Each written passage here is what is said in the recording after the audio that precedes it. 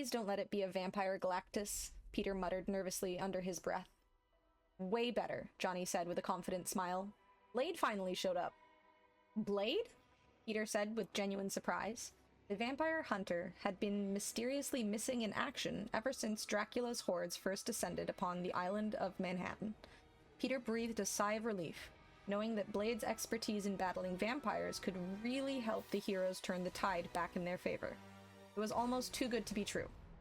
Squirrel Girl's crew claims to have seen him in Central Park 20 minutes ago, Johnny continued, beginning to fly toward the center of the city. We have to find him, before you know who does. Peter immediately leapt from his perch, spinning a strand of webbing and swinging after the Human Torch. Johnny was moving fast, but Peter could easily follow the trail of flame that his friend left in the air behind him. As the duo descended to the southeast corner of Central Park, they couldn't believe their eyes.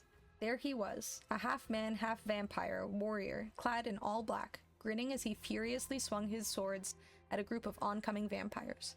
His sharp fangs glinted in the light of the blood moon. There was no doubt about it. This was Blade, the legendary Daywalker. And suddenly, both Peter and Johnny felt a lot more hope. You just gonna stand there staring, boys? Blade asked, not even looking up from his foes. Or are you gonna help me take down these damn fangers? Oh yeah, sorry, Peter said, leaping into action, rapidly shooting a barrage of webs at the feet of the vampire horde. I just don't think either of us expected to see you here. You and me both, Blade mused. Been on a secret recon mission, trying to figure out how the hell Dracula made New York his new turf.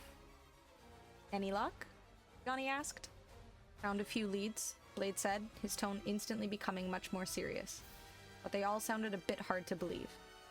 Says the guy currently in a sword fight with vampires, Spidey jested. Blade didn't even crack a smile, but to be fair, he didn't have much reason to.